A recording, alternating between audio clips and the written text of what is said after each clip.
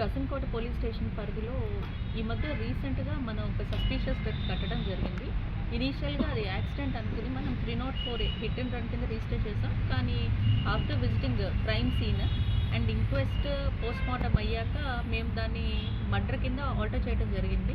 Because crime scene చూడగానే injuries are blunt and injuries కూడా యాక్సిడెంట్లో అనిపించలేదు. దాన్ని బేస్ చేసుకుని మేము ఇన్వెస్టిగేషన్ స్టార్ట్ చేయడం జరిగింది. CI Kasimkota and SI Manoj and SI Lakshman Rao with staff investigation start చేస్తే మాకు సబ్సిక్వెంట్గా తెలిసిన విషయం ఏంటి అంటే, ఈ ఎవరైతే డిసీజ్డ్ ఉన్నాడో కుర్రి నారాయణమూర్తి 54 years, ఆయన ప్యాకింగ్ లేబర్గా సాగర్ సిమెంట్లో వర్క్ చేస్తూ ఉండేవాళ్ళు.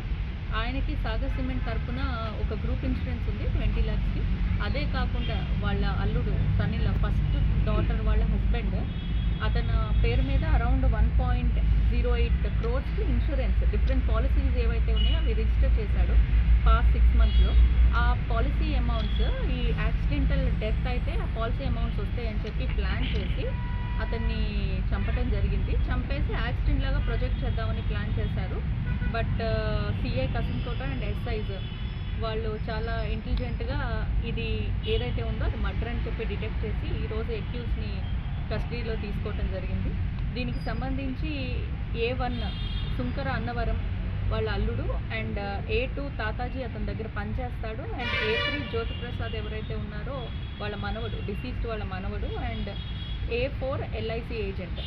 ఇతను యాక్చువల్గా ప్లాన్ చేసి ఇలా ఇన్సూరెన్స్ పాలసీస్ కట్టేసి తర్వాత సబ్సిక్వెంట్గా తను చనిపోతే మీ అప్పులన్నీ తీరిపోతాయి ఈ ఇన్సూరెన్స్ అమౌంట్స్తో అని చెప్పి వాళ్ళకి ప్లాన్ చెప్పడం జరిగింది.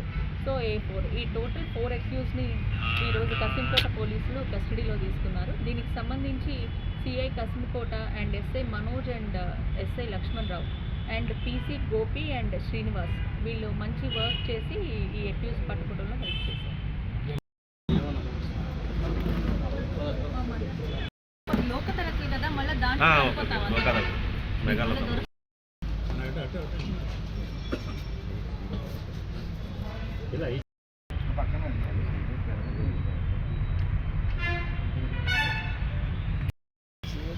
నేను రండి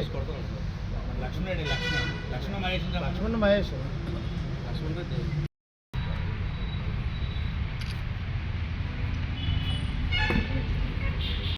కూడా ముందుగానే ప్లాన్ చేసుకున్నాడు.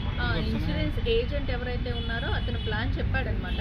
మీకు ఇప్పుడు ఆల్రెడీ అతనికి చాలా అప్పులు ఉన్నాయి. A1 ఎవరైతే ఉన్నారో అతనికి ఈ అప్పులన్నీ మీకు అప్పులు తీరాలి అంటే మీరు ఇలా యాక్సిడెంటల్ కవరేజ్ యాక్సిడెంటల్ కింద పెడితే మీకు అమౌంట్స్ వచ్చేస్తాయి, నేను మీకు హెల్ప్ చేస్తాను, దానికి నాకు కొంత ఫైనాన్షియల్ అమౌంట్ ఇమ్మన్నాడు.